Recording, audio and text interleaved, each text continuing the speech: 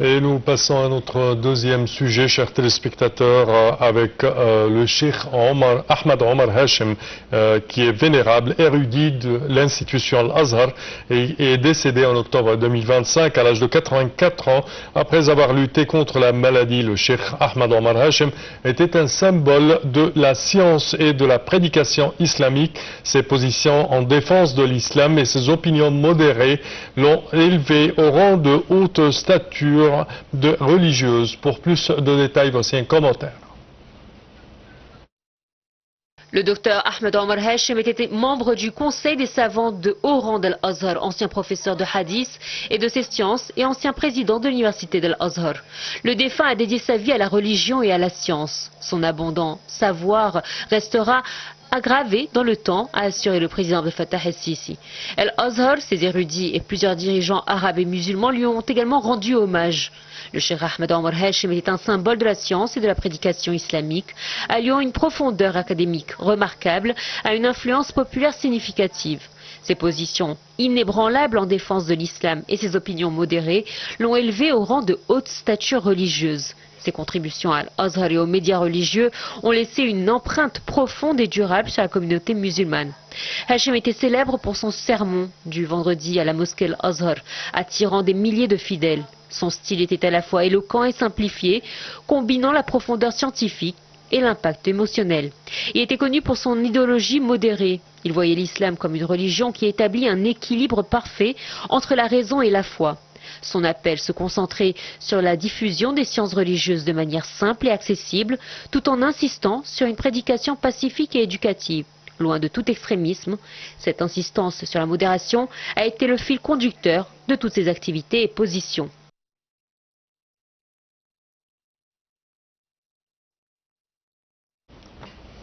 Il est à noter, chers téléspectateurs, que le président Abdel Fattah el-Sisi a ordonné qu'une mosquée à Zagazig ainsi que la gare TGV située à son extrémité porte le nom du défunt professeur, le cheikh Ahmad Omar Hachem, éminent érudit. Le porte-parole officiel de la présidence de la République a déclaré que les directives du président honorent la riche et vaste carrière académique et religieuse de l'éminent érudit, au cours de laquelle il a servi l'islam et l'appel modéré à l'islam pendant de nombreuses décennies. Et pour aborder ce sujet, mesdames et messieurs, nous avons le plaisir d'accueillir au bout du fil Dr Kamal Gadalla, qui est professeur à l'université de Al-Azhar. Bonjour. Bonjour.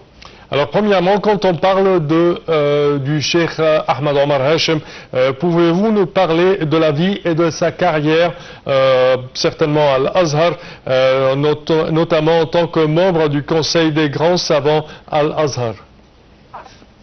Premièrement, en fait, on présente toutes nos condoléances, premièrement à la famille de Dr Ahmed Al-Tayyib. Ahmed Omar Hachem. Ahmed Omar Hachem, en fait, dans son rendez-vous, et mon collègue Dr Mohamed Al-Arabawi, qui est mon collègue à la faculté de langue de traduction, département des études islamiques en anglais. Oui. Parce que c'est mon cher ami. Deuxièmement, à sa famille. Troisièmement, à l'Égypte. Et quatrièmement, à toute la communauté musulmane dans les quatre coins du monde pour le décès d'un des grands érudits éminents musulmans qui a contribué efficacement à l'évolution de la prédication islamique et à la diffusion des principes de modération de l'islam et du juste milieu.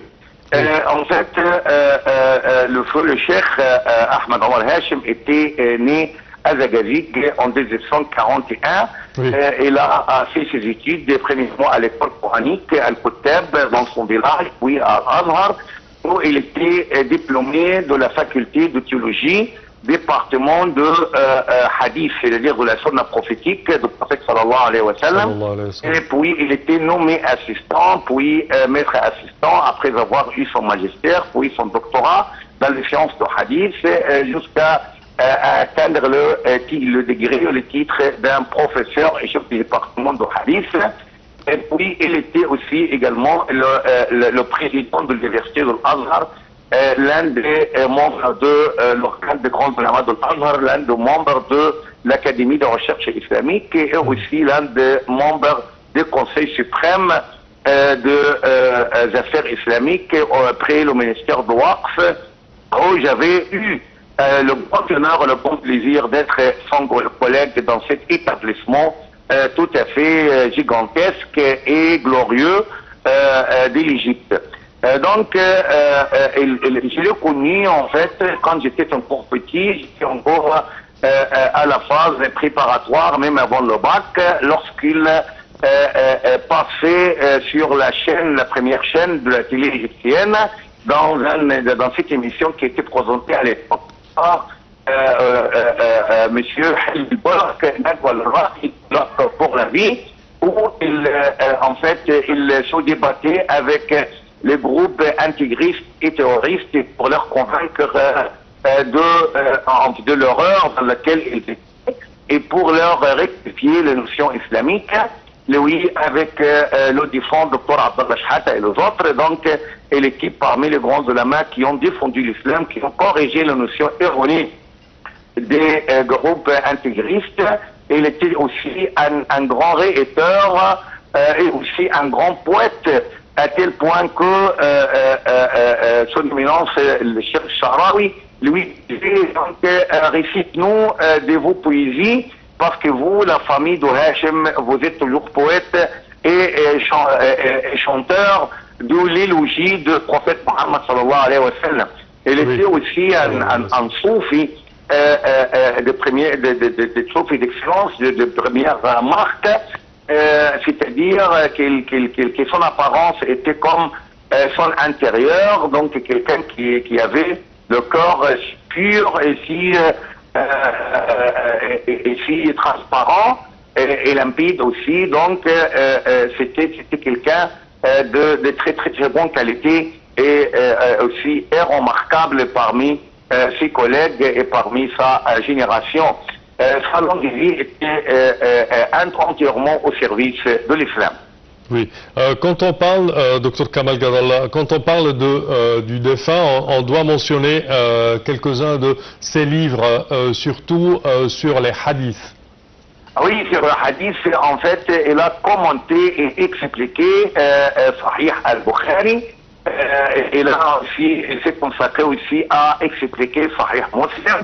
Et il avait plusieurs ouvrages qui portent sur le commentaire de hadith. Parce qu'il expliquait le hadith d'une façon tout à fait merveilleuse, premièrement du point de vue linguistique, du point de vue sémantique et du point de vue juridique. S'il y a par exemple des sentences juridiques dans de tels hadiths, il faut les démontrer. Et elle avait aussi en fait cette émission matinale quotidienne sur la radio de Al-Qur'an al-Karim. Donc c'est souvent des publications, mais également aussi des choses audiovisuelles répandues dans les 4 coins du monde musulman. Oui. Pouvez-vous nous parler également de l'engagement du Cheikh Ahmed Omar Hachem en faveur de la cause palestinienne et de ses positions sur les questions géopolitiques régionales? Premièrement, il est tout à fait soucieux en fait de défendre toutes les causes des musulmans dans les 4 coins du monde, alors que la question palestinienne est au vif de ses préoccupations. Il ne faut pas oublier que le Dr Omar,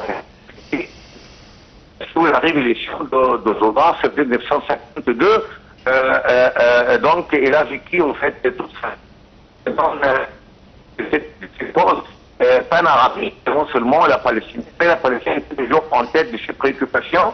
Il appelait toujours à libérer la mosquée de l'Aqsa, libérer la Palestine, et sympathisant avec les Palestiniens, il considérait la Palestine et l'Aqsa comme la question primordiale et principale de tous les musulmans.